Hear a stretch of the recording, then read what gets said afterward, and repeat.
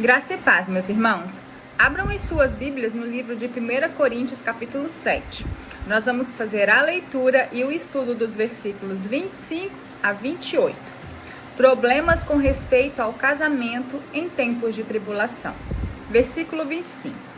Com respeito às virgens, não tenho mandamento do Senhor, porém dou minha opinião, como tendo recebido do Senhor a misericórdia de ser fiel. Considero, por causa da angustiosa situação presente, ser bom para o homem permanecer assim como está. Está casado? Não procures separar-te. Estás livre de mulher? Não procures casamento. Mas, se te casares, com isto não pecas. E também, se a virgem se casar, por isso não peca.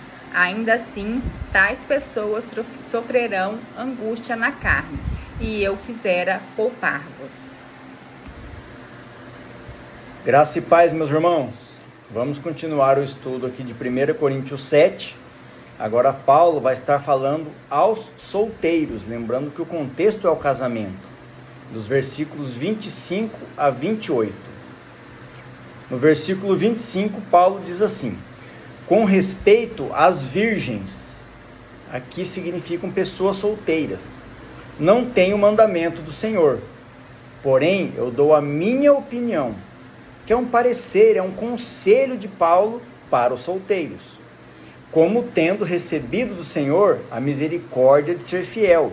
Então Paulo está dizendo, vou te dar o conselho a vocês, mas eu sou um servo obediente aos mandamentos de Deus, ou seja, seria baseado nos mandamentos de Deus. Meus irmãos, nesse trecho de estudo, Paulo traz algumas orientações pessoais para os solteiros, lembrando o contexto desse capítulo, onde iniciamos falando sobre casamento. Observem que Paulo faz questão de explicar que da parte de Deus não tem nenhum mandamento sobre casamento para os solteiros, o que faz total sentido. Haja visto que estão solteiros e não fazem parte do contexto do casamento. E assim que se casam, já não são mais solteiros. Parece redundante, mas é bem explicativo. No versículo 16. Considero por causa da angustiosa situação presente, dos problemas atuais, ser bom para o homem, aqui no contexto de ser humano, permanecer assim como está. Nós não sabemos exatamente ao que Paulo se referia quando disse angustiosa situação presente. Pode se tratar da perseguição ou tribulação na igreja de Corinto. Para tentar elucidar esse versículo, vamos considerar que Paulo está dizendo aos irmãos que nesse momento de instabilidade social ou espiritual, o melhor a se fazer é se preservar, evitar tomar decisões ou iniciar novos projetos, esperar um pouco as coisas se estabilizarem, para então prosseguir. Não se trata de cancelar ou mudar os planos, apenas esperar o melhor momento, lembrando, meus irmãos, que nós estamos tratando sobre o contexto do casamento. Uma questão muito interessante aqui, para que haja um entendimento. Talvez os irmãos de Corinto tenham enviado anteriormente uma carta para Paulo, e ele esteja respondendo aos questionamentos dos irmãos. Como nós não temos acesso a essa informação, sempre acaba sendo subjetiva a nossa interpretação. No versículo 27. Estás casado? Não procures separar-te. Estás livre de mulher? Não procures casamento. Aqui sim, meus irmãos, Paulo fala especificamente de um homem. Sempre gosto de enfatizar que Deus não faz acepção de pessoas. Por mais que o homem e a mulher tenham atribuições específicas e bem determinadas na Bíblia, os mandamentos de Deus são os mesmos, tanto para o homem como para a mulher. Paulo continua exortando os irmãos de Corinto a agir com cautela e paciência. Como vimos no versículo anterior, o contexto social daquele momento requeria atenção. No versículo 28. Mas, se te casares, com isto não pecas. E também se a virgem se casar, por isso não peca. Ainda assim, tais pessoas sofrerão angústia na carne, e eu quisera poupar-vos. Prestem atenção aos detalhes, meus irmãos.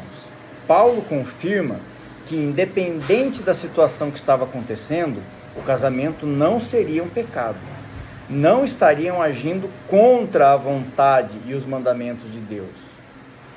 Mas que, devido à situação atual, o fardo ficaria mais pesado. Seria como se hoje em dia uma pessoa solteira teria mais facilidade para trabalhar em horários diferentes, viajar e passar longas temporadas fora de casa. Seria mais fácil de se manter com as despesas cotidianas, não teria uma responsabilidade ampliada com toda a família, como se tivesse mulher e filhos. Enfim, creio que já foi suficiente para o entendimento. Nesse estudo, vimos que o apóstolo Paulo estava trazendo orientações próprias, como um pai a seus filhos. Apesar de explicitado por Paulo de não se tratar de mandamentos de Deus, os conselhos para os cristãos daquela época servem como exemplo para nós atualmente.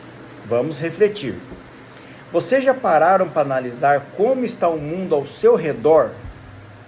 O mundo: corrupção, criminalidade, guerras, doenças, catástrofes naturais, problemas sociais, fome, polarização social. Será que estes motivos citados não seriam suficientes para pararmos um pouco e refletir melhor antes de agir? Já citei em estudos anteriores que a sociedade não muda. O que muda são apenas as pessoas, os personagens envolvidos. Paulo estava diante de uma realidade difícil. A sua missão evangelística era desbravadora e desafiadora, tanto para ele como para os que se convertiam. Será que essa realidade mudou agora em 2025? Vemos um mundo doente, e o único remédio capaz de curar esse mundo é Jesus Cristo. Mas, se o Evangelho já foi pregado aqui para nós, considerando o Brasil, por que o mundo ainda continua doente? Por que o nosso mundo continua doente? Pois é, meus irmãos, pela dureza no coração do ser humano, pela falta de fé, pelo egoísmo, por enganação. O problema não é a falta de igrejas, é a falta de fé. O mundo já ouviu falar desse tal de Jesus, mas não conhece verdadeiramente quem ele é. Eu estava conversando com um pastor recentemente sobre isso. Como a pessoa vai viver conforme os mandamentos de Deus e o ensino do Evangelho se ela não conhece a palavra? A Bíblia está disponível abundantemente aqui para nós, mas pouquíssimos têm interesse em estudá-la, em conhecer verdadeiramente os mandamentos de Deus. Preferem sentar-se confortavelmente nos bancos das igrejas e receber apenas o que o sacerdote quiser te passar. Ou às vezes nem isso.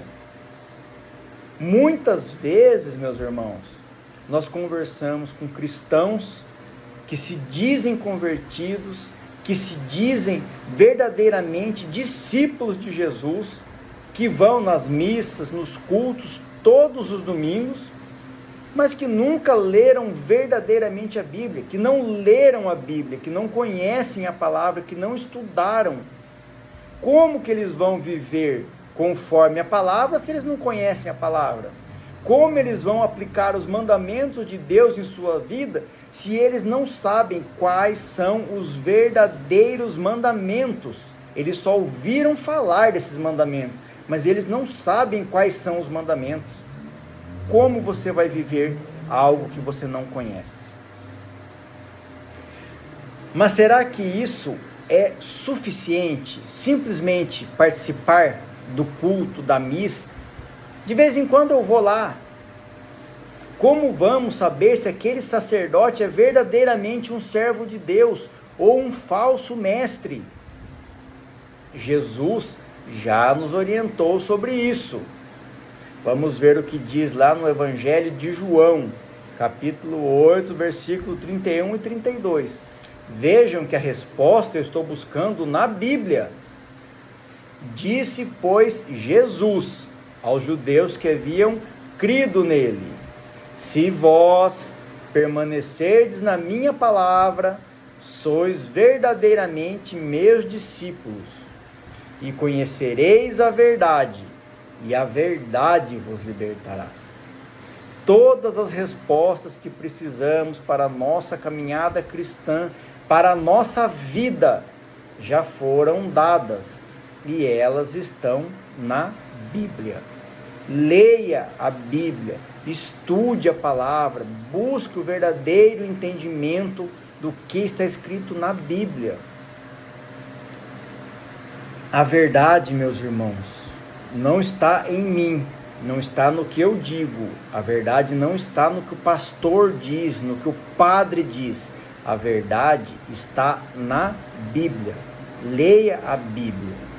Assim como o próprio Jesus Cristo já nos ensinou, e que está na Bíblia: eu sou o caminho, e a verdade, e a vida.